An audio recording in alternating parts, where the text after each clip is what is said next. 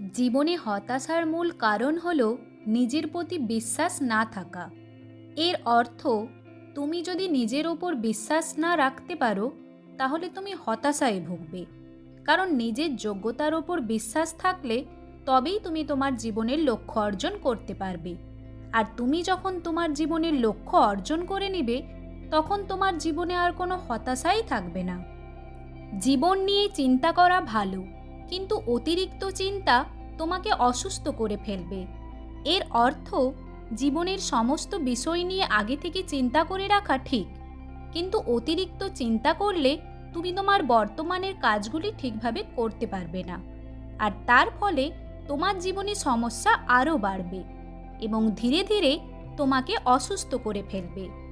তাই আমাদের উচিত আজকের কাজগুলি মন দিয়ে করা এবং ভবিষ্যৎ নিয়ে অতিরিক্ত চিন্তা না করা। জীবনে কোনো সমস্যা আসলে অস্থির না হয়ে শান্ত থাকা উচিত। এর অর্থ, আমাদের জীবনে যখন কোনো সমস্যা আসে তখন আমরা অস্থির হয়ে পড়ি, যার কারণে সমস্যা সমাধানের জায়গায় আরও বেড়ে যায়। কিন্তু আমরা যদি এই সমস্যাগুলির সময় আমাদের মাথা শান্ত রাখতে পারি তাহলে ওই সমস্যা সমাধান অনায়াসেই করতে পারি। কেউ তোমাকে গুরুত্ব দেয় না, ধৈর্য ধরো, একদিন সবাই তোমাকে গুরুত্ব দেবে।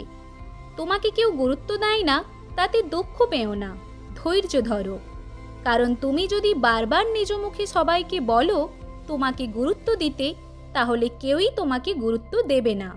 তাই নিজের কাজে মন দাও, নিজেকে আরও উন্নত করো, তাতে তুমিও একজন আরও ভালো মানুষে পরিণত হতে পারবে।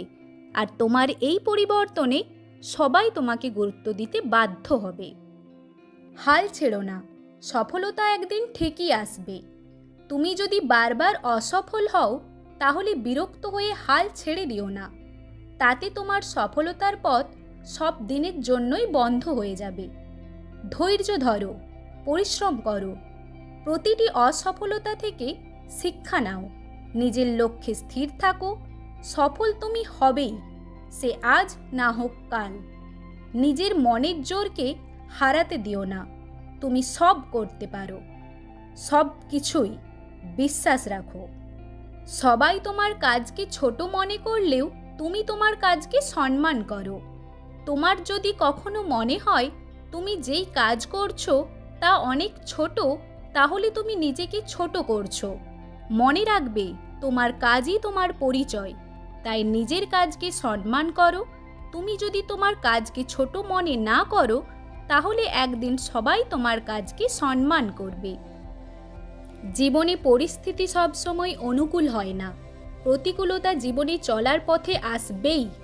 তাই সব পরিস্থিতির জন্যই তোমাকে তৈরি থাকতে হবে। অনুকূল পরিবেশে তো তুমি এমনিতেই ভালো থাকবে, কিন্তু জরুরি হলো জীবনের প্রতিকূল পরিস্থিতিতেও ভালো থাকা। কারণ মনে রাখবে, রাত্রি যত বেশি অন্ধকার হয় দিন তত বেশি ঝলমলে হবে। তোমার জীবনকে গোছানোর দায়িত্ব একান্তই তোমার। তাই প্রতিকূল পরিস্থিতিতেও তোমাকে হাসতে হবে, তবেই তোমার জীবনেও একদিন ঠিক ঝলমলে দিন আসবে। আমাদের জীবনে অনেক দুঃখের মধ্যেও কিছু আনন্দ থাকেই। আমরা সাময়িকভাবে ভাবি যে আমাদের জীবনে কতই না দুঃখ, কিন্তু মনে রাখতে হবে আমাদেরকে দুঃখের মধ্যেও যেই সুখগুলো থাকে সেইগুলো নিয়েই ভালো থাকতে শিখতে হবে।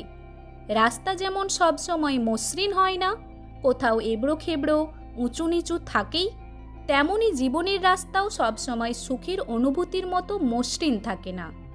তাই যেমন সুখগুলো উপভোগ করতে হবে তেমনই দুঃখগুলোও গ্রহণ করতে হবে। কারণ সুখের মতো দুঃখও আমাদের জীবনের অবিচ্ছেদ্য অঙ্গ। জীবনে সফল হতে চাইলে সবার আগে যেটা করতে হবে সেটা হলো সময়ের মূল্য বুঝতে হবে। আমরা আমাদের জীবনের মূল্যবান সময়গুলোকে অলসতা করে, কাল করব ভেবে, আর না হলে গল্পগুজবে মন দিয়ে নষ্ট করি।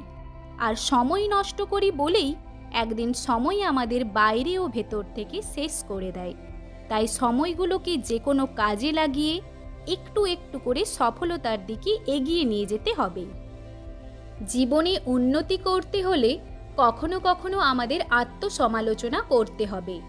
এর অর্থ, নিজে একান্তে বসে ভাবুন আপনি কি এমন ভুল করছেন জীবনে যার জন্য আপনি অন্যদের থেকে পিছিয়ে আছেন।